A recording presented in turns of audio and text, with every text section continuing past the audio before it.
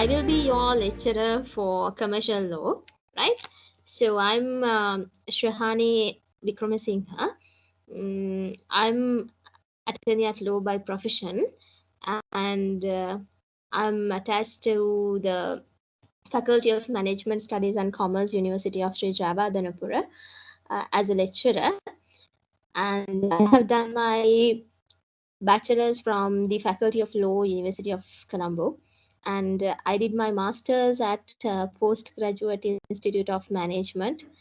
It's a Master of Business Administration from University of Sri Jayawardhanapura. So that's all about my professional uh, and educational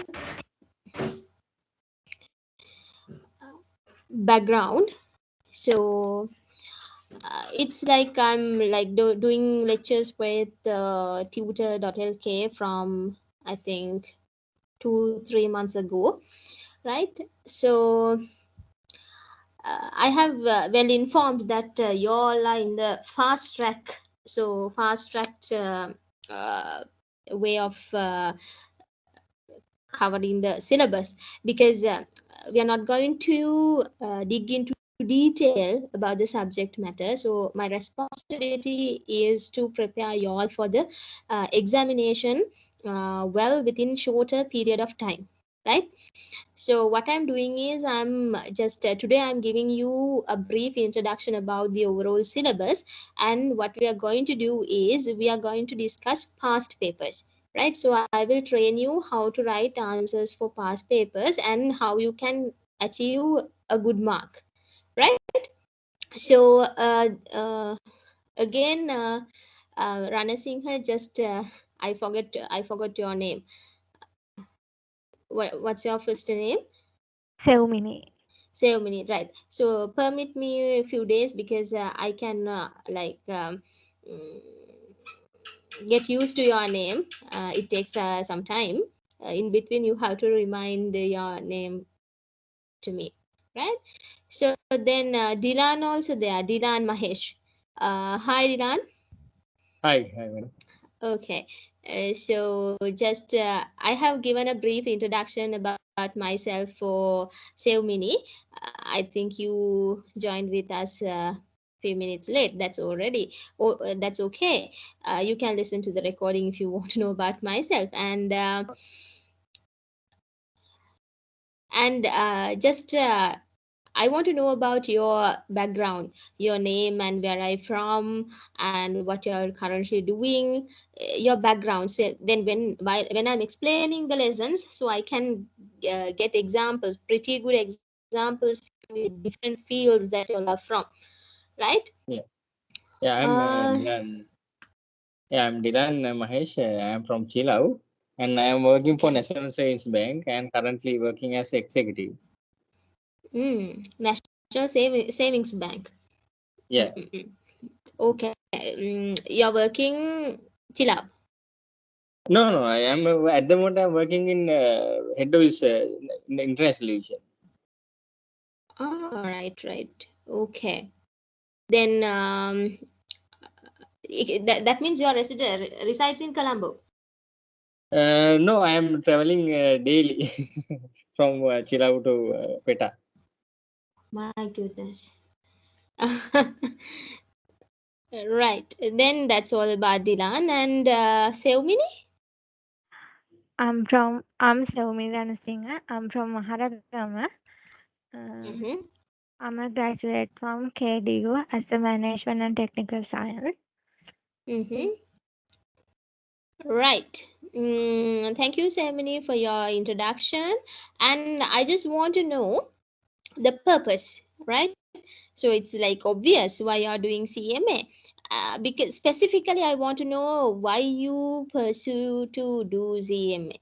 So then, in my lectures, I can cater different sectors. Now I know Dilani is from NSB, and Seumini is just a fresh graduate. So I know your background, and I just want to know the reason. Dilan, go ahead. Yeah. I just want to improve my professional qualification. That's why I chose CMA. Like you want to get a promotion. Uh, yeah. Right. Then Seomini, Uh, my I want to get good management exposure, exposure background. Mm-hmm. background because my degree is mostly related in the technical science part. And You are from logistic management. Are you from no, logistic management? no, Then no. KDU has two degree Uh, programs in yes, management. management and One, technical. One is management and technical sciences. Other uh-huh. one is logistic management. Right. You are from technical part. Okay. Right. So in your syllabus, have you ever come across business law? Yes. Right. Then who did business law for y'all? Somebody Dinesh, from Dinesh, Miss Dinesh. Miss Dinesha. Okay. Right. I thought somebody from the faculty of law, KDU. Right. Then Dilan, actually, are you a graduate? I am a banking diploma holder. Great. IBSL. Yeah. Okay. Right. Fine.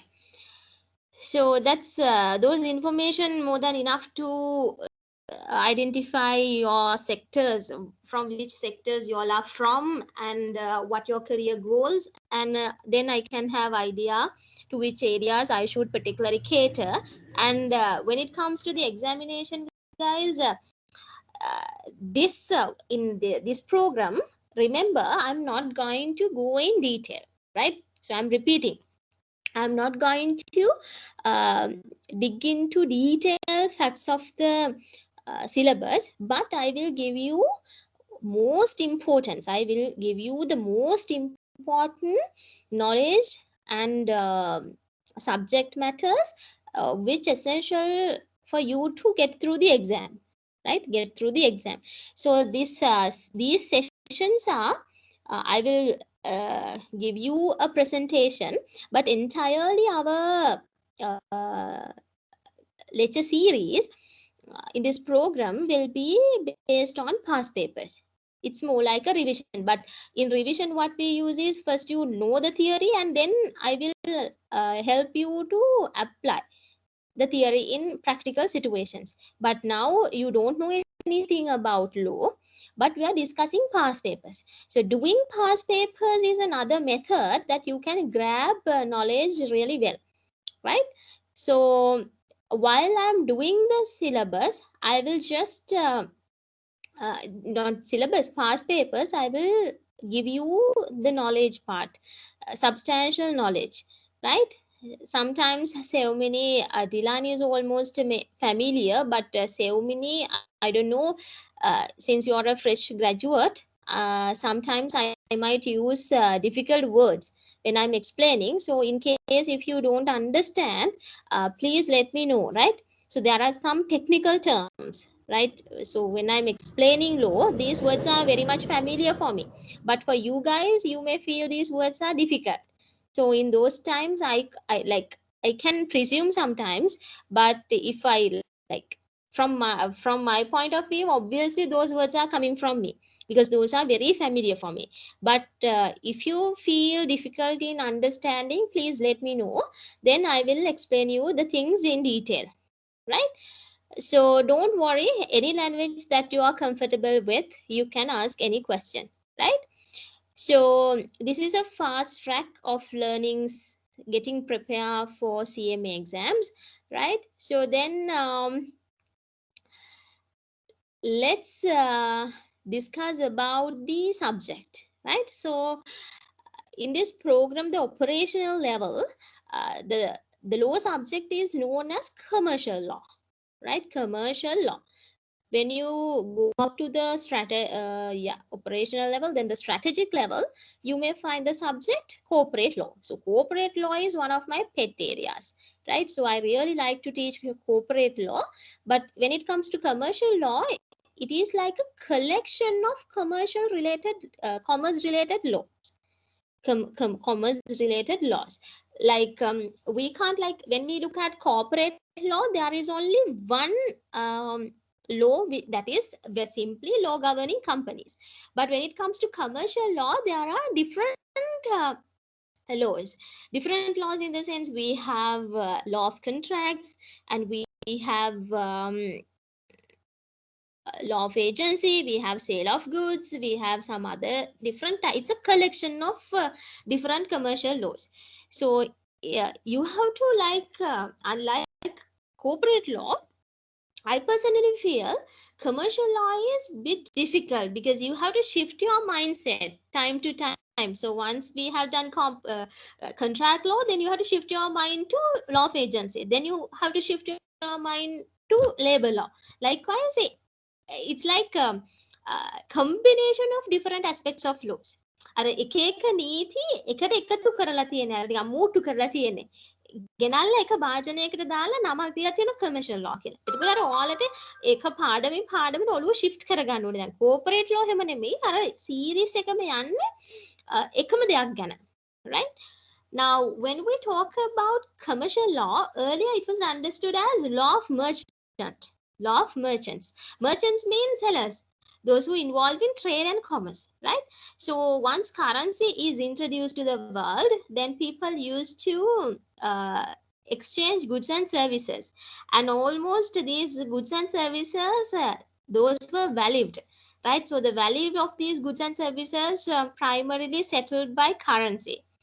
Okay, so then there were some trade related practices followed by different nations. There were some trade related activities followed by different nations, and people came with their own rules, regulations, and behaviors. So these behaviors caused different problems for others. So the stability of the society, the equality in the society, evenness in the society, justice in the society. So we were not able to particularly understand how people obey in the society. So therefore, not only for the general society, but also for this commercial sector in trade and commerce as well, they need a particular system of laws, rules of law to govern people's behavior. So that's why they have introduced commercial law, right? So these commercial uh, related activities, commercial transactions are subject to a legal regime. So that legal regime is known as commercial laws, right? Because commercial transaction is from the word we can understand and identify, there is involvement of money, and those transactions are rigorous. These transactions are complex. So then there should be definitely a certainty. If people for those commercial transactions behave as they want, then the primary objective of these transactions won't be achieved, right? Therefore, that certainty for these commercial transactions have been bought by law, right? So the particular law applicable in trade and commerce, right, we known as commercial law. Now if you look at family, there is a particular law applying for family: marriage, divorce, custody of children, guardianship, right? To govern family related matters, we have a separate system of law which is known as family law, right? So based on land rights, people have conflicts uh, when it comes to ownership of houses, ownership of lands, then the possession of lands, use and enjoyment of lands. People have problems. ඒ කියන්නේ අර ගමේ ආච්චිලා එහෙම වටටත් රණ්ඩු වෙන්නේ, right? වැටවල් ඇවිදිනවා කියලා කියන්නේ. ඉතින් එතකොට මේ ඉඩම් සම්බන්ධෙනුත් ගැටලු තියෙනවා, right? So there are problems when it comes to land aspect as well. So there is a particular law to govern land, which is known as land law, right? Similarly, commercial sphere, there are different transactions, different methods of doing business. To govern these trade related transactions and those behavior, we have a particular system of law which is known as commercial law, right? I think you can understand the context, why what this commercial law is and how this commercial law particularly apply in a business context, right? So that's the general introduction about the commercial law. Then come to Sri Lanka. Sri Lanka is a small island, so there are some landlocked countries as well. Landlocked countries. Landlocked countries mean uh, surrounding of the borders of the country locked by lands. Borders of the countries. Now Afghanistan, right? Even Turkey, yeah, Turkey, right? So landlocked. There is only a border. Once you cross the border, then you are in another country, right? So that's why in some countries crossing border is a huge offense, right? You are not allowed to cross borders, right? uh, Now in Sri Lanka we are an island. We are not a landlocked country because our small country is surrounded by ocean, right? අපි කියන්නේ දූපත් මානසිකත්වය කියලානේ. දූපතෙන් එහාට හිතන්නේ නැහැ කියලා කියනෝනේ නේ. නැත්නම් අනිත් රටවල නම් බෝඩර් එකෙන් පැනලා යන්න පුළුවන් නේ. වෙන රටකට ගිහිල්ලා පොඩ එක්ස්ප්ලෝර් කරගෙන එන්න පුළුවන් නේ. In Sri Lanka you have to travel to get that experience. Now I was talking with you about the Sri Lankan commercial law. Now when it comes to Sri Lanka, so there were some cultural and ethnic reasons. Cultural and ethnic reasons affected for our legal system, and due to these reasons our legal system is very it's a mixture of laws. It's like a fruit salad, right? So in a fruit salad there are different colors of fruits and different tastes, so it's very delicious, right? I don't know whether Sri Lankan legal system is that much entertaining. I don't know, right? There are so many questions regarding the pluralistic nature of our legal system. Anyway, what I can say is it's a mixture of laws. So there was few laws combined in our legal system. So there's out of these laws, this pluralistic nature affected for even commercial transactions, commercial trade and commercial activities. But when we look at Sri Lankan point of view, our entire commercial laws are based on English law. Our entire commercial laws are based on English law, right? Because English or British people, they were more into trade and commerce, right? Unlike other nations who invaded Sri Lanka, British, they were like gentlemen. Some we used to say British people are like, so they are the gentlemen. එහෙමනේ කියන්නේ. Cricket කියන්නේ සුද්දාන්ගේ ක්‍රීඩාව කියලානේ කියන්නේ. මහත්තුරුන්ගේ ක්‍රීඩාව කියලානේ කියන්නේ නේ. Right? So it's they are more civilized and they are more into trade and commerce than Asian countries. So they had very improved and organized system of laws to govern these commercial matters. So then, without any hesitation, for their mm, colonies, right, British applied those English laws in their colonies. So in Sri Lankan context, our commercial aspect, commercial related matters were not actually governed by any other law when British came to Sri Lanka. Therefore, they have straight away or directly they have applied English law in Sri Lankan context to govern commercial related matters, right? So simple idea of my explanation is Sri Lankan commercial laws are based on English law. Sri Lankan commercial laws are based on English law, right? Now signal for a while. Anyway, I reconnected. Now you guys can see the screen I shared with you all, Dylan and Sevmini. Yeah. Fine. Now do you have the study pack with you all right now? Yeah. Yes. All right, Yes, that's I. fine. Fantastic. Because like we are not going to dig into detail of the facts, so then I can just invite you to refer the book in detail if you want to know things. Now here in the new syllabus, your subject is OL4. It is named as business law and taxation. So same commercial law is commercial law and business law, the terms are very similar, right? And but you refer the word business law because it is the name given in the syllabus, right? So the subject goes as BLT, BLT means business law and taxation. Business law and taxation, right? Now, this module has two parts. First part is dedicated for business law, and the second part is dedicated for taxation, right? So you have to put equal efforts for both modules, both parts, to get through the module, right? To get through the module, you have to put the equal weightage, right? If you have prioritized taxation, then your business law component will be um, less advantage. So then you might difficult to pass the business law, right? So if you focus more on business law, then your taxation part will be disadvantage. So like, you guys have to maintain equal balance.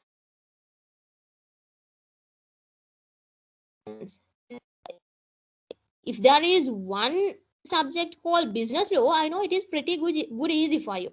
But now the difficult part is the taxation. Also, there is a very heavy part to discuss. But under business law also, the syllabus is very huge, like it's very long.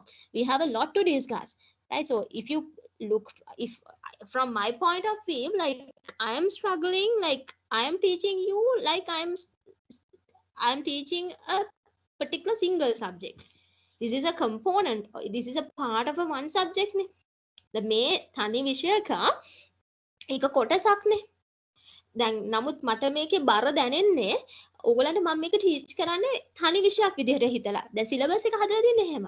Syllabus එකේ කිසිම අඩුවක් කරලා නැහැ. එහෙමම අර බල්කි syllabus එකම දාලා තියෙනවා. එතකොට දැන් හරියට මේ oil for business law and taxation BLT one module එකක් විදිහට උගලන් දැක්කට it's like it's a combination of two subjects. You are genuinely studying two subjects in one frame, right? So then understand the weightage on your back, right? On your head. හරිද? ඔයාලගේ පිට මත තියෙන උර මත තියෙන මේ බර්ඩන් එක ටිකක් ඔලුවට දාගන්න, right? But I assure this journey is not difficult as much as you practice past papers, right? As much as you practice past papers. But past paper practice is good when it comes to quantitative subjects. Quantitative means taxation, accounting, financial accounting, auditing, assurance. For those subjects, it's like your past paper practice really works. But when it comes to subjects, qualitative subjects, descriptive subjects, business law is something descriptive නේ. අර කියන්නේ හැලී ලියන subjects, අර ජාතක ලියන කතන්දර ලියන subjects වගේනේ නේ, විස්තරාත්මකයි, very descriptive, right? So then for these subjects, you also need to have that subject knowledge. Past paper practice will keep you in the particular track. අර ට්‍රැක් එකේ තියනවා මෙහෙම විදිහට එන්නේ කියලා අර අයිඩියා එක හදනවා. හැබැයි කොතනින් කොහොම අහයිද කියලා හිතන්න බෑ. ඒ නිසා අර entire syllabus එකේ අවබෝධය වැදගත් වෙනවා. So from our within this shorter period of time, from our level best, we'll try to get full coverage of the entire lessons from past papers. අපි past papers වලින් අර පුළුවන් තරම් full coverage එක ගන්න උත්සාහ කරමු පාඩම් වල. right? ඒකට past papers කරන ගමන් මම ඔයගලන්ට කොහොමද මේ lessons ටික යන්නේ කියන එක ඒ subjects matters උත් මම ඔළුවට දාන්න. I will explain how these subject matters go, right? Now if we go down, we can find the syllabus. I told you at the beginning also, even though they have combined two subjects in one schedule, they haven't done any single reduction of the weightage. අර බර අඩු කරලා නැහැ, right? This is like you're learning two subjects in one frame, right? මේක නිකන් අර මොනවාද කාන්තාව දෙන්නෙක් එක පඩියකින් නඩත්තු කරනවා වගේ වැඩක්. ඒතර ලොකු බරක් නේ ඔළුවට, right? Right. Okay. Now see how many lessons we have. We have 12 lessons. We have 12 lessons. And remember the past paper structure. Next time I'm going to explain you the yes.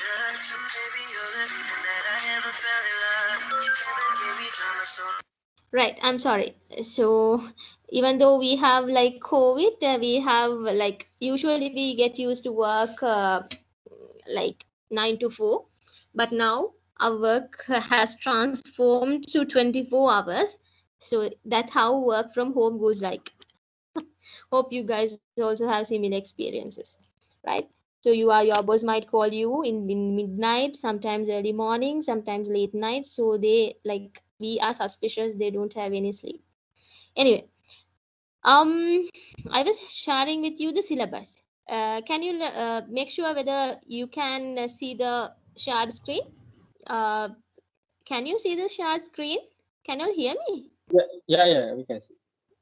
Okay. Now, now we have 12 lessons, right? 12 lessons to complete, and these lessons are also very a huge component, right? Huge subject matters are included. So the first part is introduction to law and judiciary system. Introduction to law. So in this first lesson, what we usually teach our students is I personally ask students to find a definition for law, right? What is law? So when there is a question what is law, so you should be able to give a particular answer, right? And there are some purposes of law. There are some purposes of law, and there are classifications of law. And basically, we have our legal system and court system. Sri, as a country, uh, we need to have a general introduction about this law. What is law? මොකද්ද මේ නීතිය කියන්නේ? You need to have a general idea. Then you have to have a particular understanding about the law in Sri Lanka. Law in Sri Lanka. So then to understand the law in Sri Lanka, you have to know the legal system and the judiciary system. How our country's legal system has been formed, and our court system. What are the types of codes available in the country, and what are the functions allocated? What are the specific powers of these codes? So that's a very essential. This is the chapter one, or the lesson one is like the pillar of the whole business law syllabus. Or a business law, it's, if you imagine, it as a completed house. This is the first lesson is like the foundation. If foundation is not solid enough, the entire house will break down, right? So will collapse, the house will collapse. So then you have to like have thorough understanding about the understanding about the law and the legal and court system, right? So that is first thing.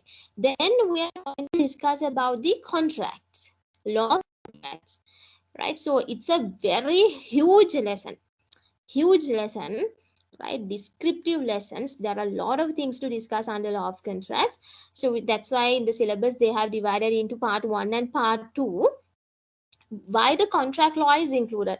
Because every when you look at the business transactions, most of the times businessmen, they need to have a certainty for their relationships, right? So if you imagine an entrepreneur, the entrepreneur has to make sure whether the ingredients or the raw materials are being supplied to him in regular basis, right, to keep a steady supply. So then he has to have a very certain relationship with the suppliers, right, and also the customers. There may be some third parties where he acquire knowledge from knowledge to develop the products, right? So business transactions, if you take a single business, this single business might have lot of transactions, right, with third parties, with customers, and with suppliers, within the employees itself. Now imagine you're working now, Dylan, no? Dylan working for NSB, right? Yeah. So then within your bank there are so many employees are working. So each employee has a contract with the bank. Now imagine if your company has more than 20,000 employees, right? So the company has 20,000 employment contracts. So these contracts are obligations, right? So why you have a contract when it comes to service supply and service uh, delivering, because you need to have certainty. You have to have, the company needs to have assurance whether this employee will be with us for the long term basis, right? This employee won't leave the company under any circumstances. Now all the businesses now, if you imagine the private sector, they have like they had a hard hit because of this COVID, right? So they have to be resilient, they have to adapt to this new normality, they have to come with new strategies. Even this is not different in case of banks, right? So they are more into online transactions. Now I have seen commercial banks, so they have digibank, mobile banks, so they were existed before, but they have to like do more promotions when it comes to online banking.